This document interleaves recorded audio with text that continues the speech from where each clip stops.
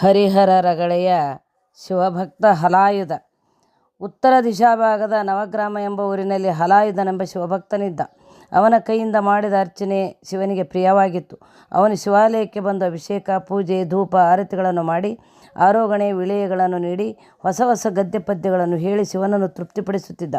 ಆ ನವಗ್ರಾಮಗಳ ಪ್ರಭುಗಳೆಲ್ಲ ಹರ್ಷದಿಂದ ಅವನನ್ನು ಕೊಂಡಾಡುತ್ತಿದ್ದರು. ಹಲಾಯುಧ ನವಗ್ರಾಮಗಳಲ್ಲಿ ಅತ್ಯಂತ ಸಜ್ಜನನೆಂದು ಕೀರ್ತಿವಂತನಾಗಿದ್ದ.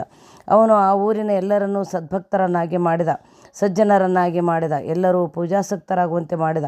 ಎಲ್ಲರ ಹಣೆಯಲ್ಲೂ ವಿಭೂತಿ, ಎಲ್ಲರ ನಾಲಿಗೆಯಲ್ಲೂ ಪಂಚಾಕ್ಷರ, ಎಲ್ಲರ ತೋಳು, ಎದೆ, ಹಸ್ತಗಳಲ್ಲಿ ರುದ್ರಾಕ್ಷಿ, ಕಿವಿಗೆ ಶಿವಕೀರ್ತಿ ಶೋಭಿಸುವಂತೆ ಮಾಡಿದ. ಹಲಾಯುಧನಿಂದ ನವಗ್ರಾಮವೇ ಶಿವಭಕ್ತರ ನೆಲವೀಡಾಯಿತು. ದಿನದಿಂದ ದಿನಕ್ಕೆ ಅಲ್ಲಿ ಶಿವಭಕ್ತಿ ಬೆಳೆಯತೊಡಗಿತು. ಒಂದು ದಿನ ಒಂದು ಗ್ರಾಮದಲ್ಲಿ ನವಗ್ರಾಮದ ಪ್ರಭುಗಳು ಹಲಾಯುಧ ಮತ್ತು ಭಕ್ತರ ಸಮೂಹದೊಂದಿಗೆ ಶಿವಗೋಷ್ಠಿಯ ಆನಂದದಲ್ಲಿದ್ದರು.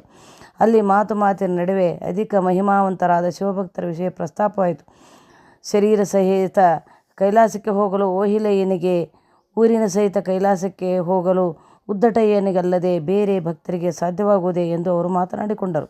ಅದಕ್ಕೆ ಹಲಾಯುಧ, ಶಿವ ಒಲಿದರೆ, ಅವನ ಕಾರುಣ್ಯವಿದ್ದರೆ ಊರನ್ನೇ ಕೈಲಾಸಕ್ಕೆ ಕೊಂಡೊಯ್ಯುವುದು ಏನು ಮಹಾ ಎಂದ. ಅದನ್ನು ಕೇಳಿ ಆ ಗೌಡರೆಲ್ಲ ಕೊಂಕು ನುಡಿದರು. ಉದ್ದಟಯ್ಯನಿಗಿಂತ ಮಹಾಭಕ್ತನಾದ ನಿನಗೆ ಯಾವುದು ತಾನೇ ಅಸಾಧ್ಯ? ನೀನು ಒಬ್ಬನೇ ಶಿವನ ಬಳಿಗೆ ಹೋಗುತ್ತೀಯ, ನಮ್ಮ ನವಗ್ರಾಮಗಳನ್ನು ಕರೆದುಕೊಂಡು ಹೋಗುವುದಿಲ್ಲವೇ? ನಮ್ಮೆಲ್ಲರನ್ನೂ ಶಿವನ ಮುಂದೆ ನಿಲ್ಲಿಸುವುದಿಲ್ಲವೇ? ತಕ್ಷಣ ಹಲಾಯುಧ ಆವೇಶದಿಂದ ಹೇಳಿದ, ನಿಮ್ಮ ಮಾತುಗಳೆಲ್ಲ ಶಿವನ ಪ್ರೇರಣೆಯೇ? ನೀವು ಹೇಳಿದಂತೆ ನಾನು ಉದ್ದಟನಂತೆ ಒಂದು ಗ್ರಾಮವಲ್ಲ, ನವಗ್ರಾಮಗಳನ್ನೂ ಕೈಲಾಸಕ್ಕೆ ಕೊಂಡು ಹೋಗುತ್ತೇನೆ. ಈ ಕೊಂಕು ಮಾತುಗಳೇಕೆ? ನಾಳೆಯೇ ಕೊಂಡೊಯ್ಯುತ್ತೇನೆ.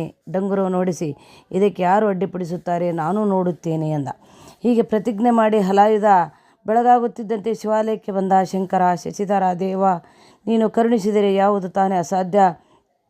ನಿನ್ನ ಕರುಣೆಯಿಂದ ಇರುವೆಯೂ ಬ್ರಹ್ಮವಾಗುತ್ತದೆ ಎಂದು ಪರಿಪರಿಯಾಗಿ ಹೊಗಳತೊಡಗಿದ.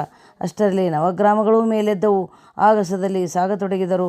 ಆಗ ಹೂಮಳೆಗರೆಯಿತು, ದೇವದುಂದುಭಿಗಳು ಮೊಳಗಿದವು. ಲೋಕವೆಲ್ಲ ಈ ಅದ್ಭುತವನ್ನು ಕಂಡು ಬೆರಗಾಯಿತು. ಹಲಾಯುಧನ ಭಾಷೆಯೇ ಭಾಷೆ, ಅವನ ಭಕ್ತಿ ಅಪಾರ ಎಂದು ಹೊಗಳತೊಡಗಿದರು. ನವಗ್ರಾಮಗಳವರು ಇಂದ್ರಾದಿ ದಿಕ್ಪಾಲಕರನ್ನು ದಾಟಿ ಚಂದ್ರ, ಸೂರ್ಯ, ತಾರಾ ಲೋಕವನ್ನು ದಾಟಿ ಕೈಲಾಸಕ್ಕೆ ಬಂದವು. ಶಿವನನ್ನು ಕಂಡು ಹಲಾಯುಧ ಸ್ತುತಿ ಮಾಡುತ್ತಾ ಅವನ ಪಾದಗಳಿಗೆ ನಮಿಸಿದ. ಶಂಕರ ತನ್ನ ಗಣಕುಲಕ್ಕೆ ಹಲಾಯುಧನ ನಿಷ್ಠೆಯನ್ನು ಹೊಗಳಿ ಹೇಳಿ ಅವನಿಗೆ ಗಣಪದವಿಯನ್ನು ನೀಡಿದ. ನವಗ್ರಾಮದವರನ್ನು ರುದ್ರಲೋಕದಲ್ಲಿ ಇರಿಸಿದ.